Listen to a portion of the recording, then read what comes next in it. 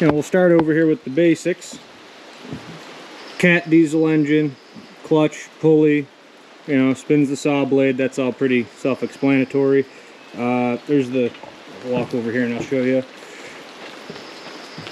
The operator station here, you got the lever for forward and reverse of the carriage. That's where the log sits, slides back and forth into the saw blade. We got our controls here for the hydraulics. There's the hydraulic pump mounted right there. And for the hydraulics, we got the live deck, brings the logs, rolls them over here. We got the log loader, I guess you want to call that. I don't know. That thing flips back and forth, grabs a log, rolls it over here onto the carriage. This is the biggest back saver I have, is the log turner. That unit there hinges here, comes up, and that chain with the teeth on it, I'll show you. Obviously that chain spins on there and turns the log on the carriage, so I don't have to turn it by hand.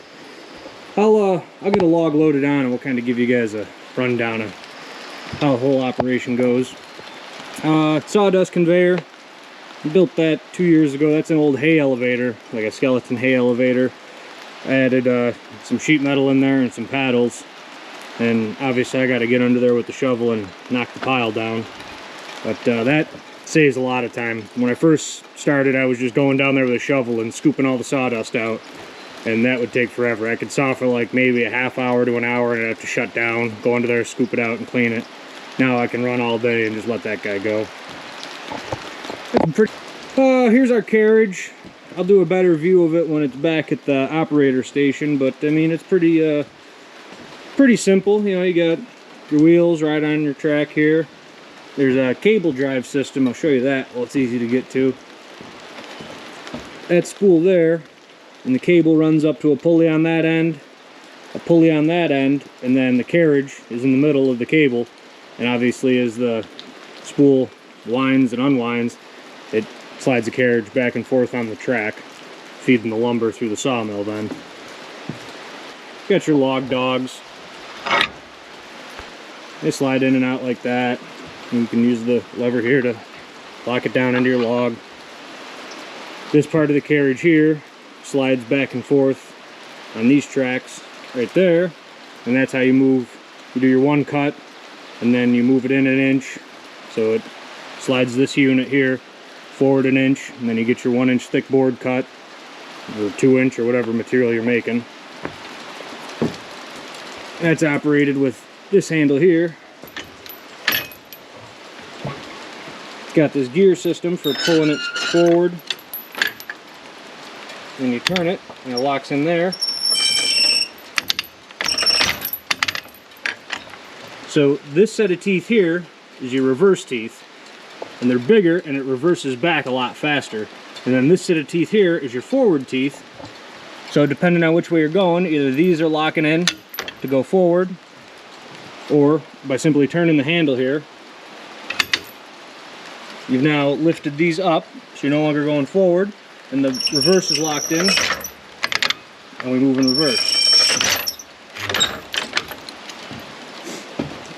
And these gears here drive the shaft,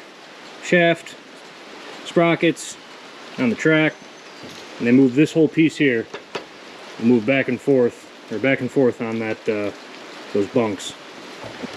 But here's the Cat D333. It's a D and 3 3s, and then an A at the end. It's like a power plant out of maybe a boat or something like that. Originally, they weren't, these engines weren't for like trucks or construction equipment. They were either marine or generators. The exhaust system, it's quiet. You don't hear much. It's, noise pollution muffler or whatever that thing's called. Big batteries. Oh, we got this thing. This thing leaks a lot. I don't really know what it does. It's supposed to prime fuel, but you still got to crank it for about 9 hours to get it to start. Even you pump that, don't pump that, it don't make a difference. You're still cranking it for about a year before this thing fires over. Even when it's warm. You get this thing warmed up, you could shut it off, go to start it back up, and you still got to crank for a year. I just don't get it. But in the book for this thing, the book for this engine here I got, has some nonsense about not starting at under 30 degrees, and anything between like 30 and 60, you're supposed to use a pile of ether in it, and you could get optional glow plugs and all that stuff. And I mean, I don't know. I've started it way down to like 0, -5, and we just pour the ether to it, and she goes. But yeah, let me get you guys set up. Oh, I'm turning my throttle while we're here too, before I get the engine started and you can't hear nothing. Here's your throttle.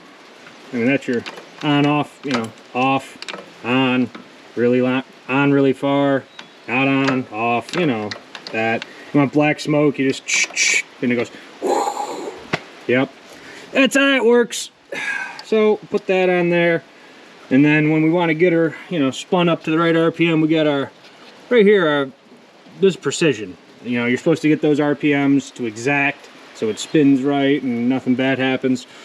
So to do that, we got our winter speed and summer speed, and I usually just get her somewhere in the middle there with this fancy, you know, rope deal. And this is kind of getting a little crappy because it's getting soaked with diesel, so it slips a little. But you know, we get it. You want to get her really screaming America, we go a little further there. Not a little less America, we go a little off there. You know, in the middle. But yeah, you guys hang tight for a minute. I'm gonna get I gotta get these batteries hooked up. Get them hooked up. We'll get pumping that thing for 5 minutes for, you know, fun. I guess give me an arm workout or something. And I already got everything all greased. Went through all 600 grease fittings. And we'll start making some lumber. All right, you guys hang tight.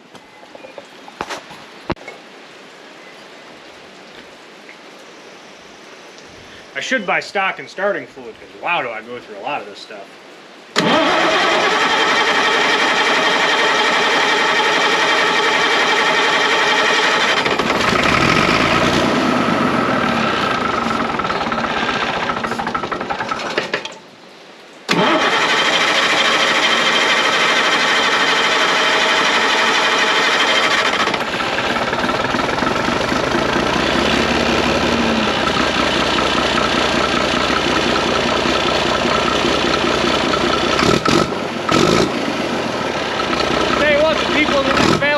Love listening.